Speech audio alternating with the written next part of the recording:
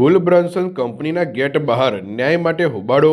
પાદરા નજીક આવેલી ગુલબ્રાન્સન કંપનીના ગેટ બહાર એક કામદારના અકસ્માતના મામલે ન્યાયની માંગ સાથે હોબાળો જોવા મળ્યો હતો।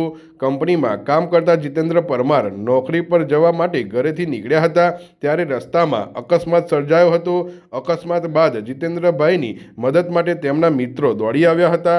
જીતેન્દ્ર પરમારના માતા પિતા ન હોવાના કારણે તેમના મિત્રો દ્વારા માનવતાના નાતે મદદ માટે આગળ આવી સમગ્ર મામલે કંપની સમક્ષ જવાબદારી અને સહાયની માંગ કરવામાં આવી હતી। મિત્રોનો આક્ષેપ છે કે કંપનીમાં એમ્બ્યુલન્સની સુવિધા હોવા છતાં અકસ્માતના સમયે એમ્બ્યુલન્સનો ડ્રાઈવર ઉપલબ્ધ ન હતો, જેના કારણે સમયસર સારવાર અને મદદ અંગે સવાલો ઊભા થયા છે। કામદારના મિત્રોનું કહેવું છે કે અકસ્માત જેવી કટોકટીની સ્થિતિમાં કંપની પાસે રહેલી તાત્કાલિક સારવાર અને એમ્બ્યુલન્સ જેવી સુવિધાઓ કાર્યરત અને ઉપલબ્ધ હોવી જરૂરી છે। હવે પરિવારના સહારે ઉભેલા મિત્રો દ્વારા કંપની પાસે માનવતાના ધોરણે યોગ્ય સહાય, સમગ્ર ઘટનાની નિષ્પક્ષ તપાસ અને જવાબદારી નક્કી કરવાની માંગ કરવામાં આવી રહી છે। આ સમગ્ર મામલે કંપની અને સંબંધિત તંત્ર દ્વારા હકીકતની તપાસ કરી યોગ્ય નિર્ણય લેવામાં આવે અને જીતેન્દ્ર પરમારને ન્યાય મળે તેવી માંગ ઉઠી છે। એક કામદારનો પ્રશ્ન માત્ર એક પરિવારનો પ્રશ્ન નથી, માનવતા અને ન્યાયની જવાબદારી સમગ્ર સમાજની છે। મારા ગામના ઇન્દ્રજીત પરમાર જેઓ કંપનીની અંદર 9:50 આજુબાજુ રાત્રિના સમયે ગત રોજ નોકરી આવવા માટે નીકળ્યા હતા અને કંપનીની પોલિસી હોય છે કે કંપનીથી ઘરે જતા 1 કલાક અને આવતા 1 કલાક કોઈ પણ અકસ્માત થાય તો એના ઇન્સ્યોરન્સ અને જે વીમાનું પોલિસી હોય એના દ્વારા એમનું ટ્રીટમેન્ટ થતું હોય છે। પણ કંપનીની અંદર એમ્બ્યુલન્સ અવેલેબલ હતી પણ એમનો ડ્રાઈવર અવેલેબલ નહોતો, એટલે અમે સરકારની 108 હેલ્પલાઇન નંબર પર કોલ કરી અને એમ્બ્યુલન્સ બોલાવી।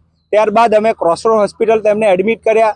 પછી ઘટનામાં એવું થયું કે આ જે ભાઈ છે એના જે ટ્રીટમેન્ટના પૈસા છે એની અમારે માંગ હતી કે અમારો જે ભાઈ છે જેના મમ્મી પપ્પા નથી, એટલે અમે સૌ ભાઈઓ ભેગા મળી અને અમારા ભાઈને ન્યાય માટે આજે કંપનીના ગેટની બહાર ઊભા રહી અને અમારા ભાઈને ન્યાય અપાવવા માટે અમે સૌ ભેગા થયા છે કે કંપની એનું બિલ ચૂકવે અને આ જે પરિસ્થિતિ સર્જાય છે આ બધા જ ભાઈઓનો ઇન્સ્યોરન્સ નથી, તેમનો ઇન્સ્યોરન્સ થાય અને એમને એક એવી ટ્રીટમેન્ટ મળે કે જો કોઈ પણ ભાઈને કંઈ પણ એક્સિડન્ટ થયું કે કંઈ પણ વાગ્યું તો એ જાતે કોઈ પણ સ્ટર્લિંગ જેવી હોસ્પિટલમાં પણ જઈ શકે, પણ ક્યારે જઈ શકે કે તેની પાસે પોતાનો ઇન્સ્યોરન્સ હોય ત્યારે।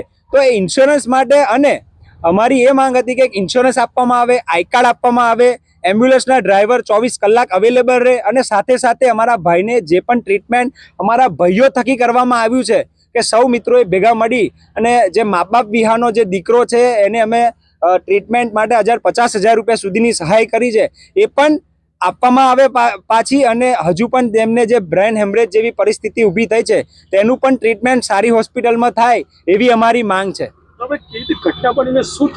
આ ઘટના એવી હતી કે ભાઈ મુજપુર કેનલ ચોકડીથી ગુલબ્રાન્સન રસ્તા તરફ જોબ માટે આવતા હતા અને વચ્ચે એમને ખાડામાં તેમનું બાઇકનું સ્લીપ ખાતા આ અકસ્માત ઘટ્યો છે। જી, આપની શું માંગ છે? અમારી માંગ એ જ છે કે સૌ કામદારોનો તો પહેલા હેલ્થ ઇન્સ્યોરન્સ થાય, સાથે સાથે અમારા ભાઈની જે ટ્રીટમેન્ટમાં અમારે જે ખર્ચો થયો છે એ કંપની આપે અને હજુ પણ તેનું જે ટ્રીટમેન્ટ થશે એ સારી હોસ્પિટલમાં થાય, કોઈ સરકારી હોસ્પિટલમાં ના થાય, સારા ડૉક્ટર ન્યુરોલોજિસ્ટ જે છે એની પાસે થાય એવી અમારી માંગ છે। કંપની દ્વારા શું કહેવામાં આવ્યું? કંપની દ્વારા એવું કહેવામાં આવ્યું છે આજે 9 વાગ્યાનો રાતનો બનાવ હતો, આજે લગભગ 12-1 વાગવા આવ્યા છતાંય હજુ કંપની મેનેજમેન્ટ સાથે ચર્ચા કરી રહી છે અને હજુ પણ અમને એવા વાયદા આપવામાં આવ્યા છે કે હજુ અમે ન્યાય અમારા એમડી સાથે વાત કરી રહ્યા છે, મેનેજમેન્ટ સાથે વાત કરી રહ્યા છે, પણ જ્યાં સુધી અમારા ભાઈને ન્યાય નહીં આપે, જ્યાં સુધી અમારી માંગ નહીં પૂરી કરે ત્યાં સુધી અમે સૌ અહીંયા હડતાલ પર ઊભા છે અને અમારા ભાઈ ઇન્દ્રજીતને ન્યાય અપાવીશું ને અપાવીશું। કંપની તમારું નહીં સાંભળે તો શું કરશો? કંપની અમારું નહીં સાંભળે તો અમે સૌ ભાઈઓ અહીંયા ભૂખ હડતાલ પણ કરીશું અને જરૂર પડશે તો ગાંધી ચિંધ્યા માર્ગે આંદોલન પણ કરીશું અને આવેદનપત્ર આપવાનું થશે તો આવેદનપત્ર પણ આપીશું અને જે અમને જરૂર પડશે સરકારના નિયમો પ્રમાણે અમે અમારું માંગને આગળ વધારીશું। હું રાહુલ દરબાર, સોશિયલ એક્ટિવિસ્ટ, ગામ મુજપુર।